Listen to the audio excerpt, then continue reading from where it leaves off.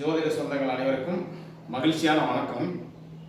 அருள்மிகு பால தண்டாயுதபாணி பழனி முருகரை வேண்டி இந்த அரிய கலையை கற்றுக் கொடுத்த குருமார்கள் அனைவருக்கும் கோடான கோடி நன்றிகள். இப்போ என்ன பார்த்துட்டு இருக்கிறோம்னா 2026 ஆங்கில புத்தாண்டு பலன்கள் எப்படி இருக்கும் அப்படிங்கிற ஒரு ஆராய்ச்சி பண்ணிட்டு இருக்கோம். இப்போ ஆல்ரெடி மேசம் சிம்ம வரைக்கும் போட்டாச்சு. அடுத்து கன்னி என்ன பண்ணும் அப்படின்னு நம்ம இப்போ கன்னி ராசியை பற்றி தான் நம்ம ஆராய்ச்சி பண்ணோம். இப்போ கன்னி ராசி காலப்புருஷனுக்கு 6ஆவதாக வருது. இது புதனோட ஆதிபத்தியம்.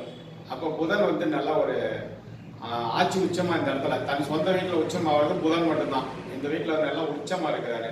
அப்போ கன்னி லக்கணம் கன்னி ராசி இதில் பிறந்தவங்க எப்படி இருப்பாங்க சார்னா, நல்ல ஒரு பகுத்தறிவாக இருப்பாங்க, நல்ல ஒரு டேலண்டாக இருப்பாங்க, ஒரு படிப்பு அந்த வித்தை இந்த விஷயத்துலலாம் ரொம்ப ரொம்ப சிறப்பாக இருப்பாங்க. இதில் என்னென்ன நட்சத்திரம் இருக்குதுன்னு பார்த்தீங்கன்னா, உத்திர நட்சத்திரம் 2, 3, 4 மொத்தம் 3 பாதம் இருக்குது. அடுத்தது அஸ்த நட்சத்திரம் 1, 2, 3, 4 பாதம். அடுத்தது சித்திரை 1, 2 இவளோட சரி மொத்தம் 9 பாதம். அப்போ என்ன ஆகுது, சூரியன், புதன், செவ்வாய் இந்த 3 பேர்த்தோட காம்பினேஷன் கன்னி ராசியில் இருக்கு. இது இந்த 3 பேர்த்தோட காம்பினேஷனே ஒரு நல்ல சிறப்பு தான். இவங்க நல்ல ஒரு அறிவாளியாக இருப்பாங்க வச்சுங்களேன். நல்ல அறிவு, டேலண்ட்டு இந்த மாதிரியான அமைப்பு இந்த கன்னி ராசிக்காரருக்கு இருக்கும். இப்போ இந்த கன்னி ராசிக்காரருக்கு இப்போ இந்த 2026 என்ன சொல்லுது அப்படின்னு பார்க்கும்போது, இந்த குரு பயிற்சி குரு பகவான் 4, 7க்கு அதிபதியுமாகி 10ஆம் இடத்துல இருக்கிறாரு. 10ஆம் இடத்துல இருந்து 2 பார்க்குறாரு. அப்போ 2 தான் இவங்களுக்கு குடும்பம், வருமானம், வாக்கு இது எல்லாமே நடக்குன்னு வச்சுங்களேன். அப்போ 2ஆம் இடத்தை குரு பார்க்கறதுனால விருத்தி ஆகும். அப்போ வருமானம் இதுக்கு முன்னே கொஞ்சம் கம்மியாக இருந்தவங்களுக்கு வருமானம் அதிகமாகும். எனக்கு குரு பார்க்குறாரு. குடும்பம் சேமமாக இருக்கும். இவங்களை இந்த கன்னி ராசி கன்னி லக்கணக்காரருக்கு இப்போ இந்த திருமண காலகட்டத்தில் ஏதாவது திருமணம் பார்த்துட்டு இருக்காங்க, பொண்ணு பார்த்துட்டு இருக்காங்க, மாப்பிள்ளை பார்த்துட்டு இருக்காங்க அப்படின்னு ஒரு சூழ்நிலை இருந்தாங்கன்னா, அந்த குரு பகவான் குடும்பத்தை பார்க்குது இல்லைங்களா, அதனால குடும்பத்தை அமைச்சு கொடுக்கணும் வச்சுங்களேன். திருமணம் அமையத்துக்கு உண்டான வாய்ப்புகள் இருக்கு. ஒன்று. அடுத்தது அதே குரு பகவான் இவங்களோட 4ஆம் இடத்தை பார்க்குது. 4 தான் வண்டி, வாகனம், சொத்து, சுகம் இது சொல்லும் 4ஆம் இடம்.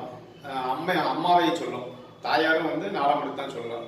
அப்போ அந்த குரு பார்க்கறதுனால சிறப்பு தான்.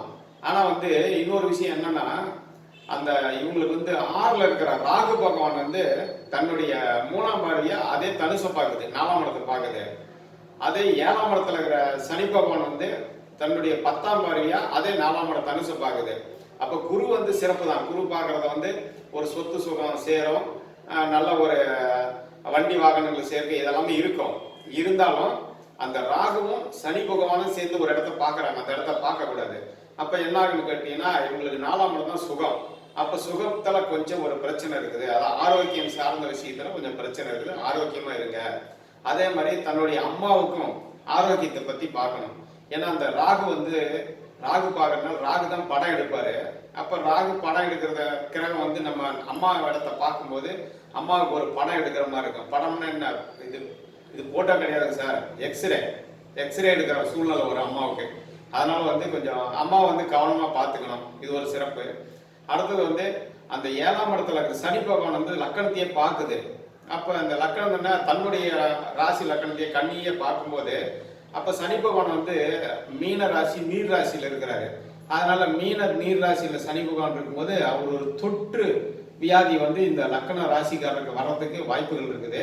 அதனால தன்னுடைய உடல் போக்குவரத்து எல்லாமே ஒரு சுத்தமா ஆரோக்கியமா ரொம்ப ரொம்ப பாதுகாத்துக்கணும் வச்சுங்களேன். இது ஒரு நல்லது. நல்ல 7ல் சனி இருக்குது. இது 7ஆம் இடத்துல சனி இருக்கும்போது வாடிக்கையாளரை சொல்லணும். அப்போ சனி பகவான் இருக்கிறாரு, வாடிக்கையாளர் உங்களுக்கு நல்லா இருப்பாங்கன்னு வச்சுங்களேன். இந்த குரு பகவான் இவங்களுக்கு ஜூன் மாதம் வரைக்கும் தான் 10ல் இருப்பாரு.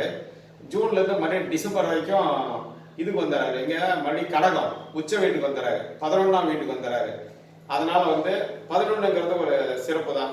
11ஆம் வீட்டுக்கு வரும்போது ஜூன் மாசத்துக்கு அப்புறம் இவருக்கு என்ன பார்ப்பாருன்னு பார்த்தீங்கன்னாக்கா, இவரோட 3ஆம் இடத்தை பார்ப்பாரு. 3 தான் வீரியம், விஜயம், வெற்றி.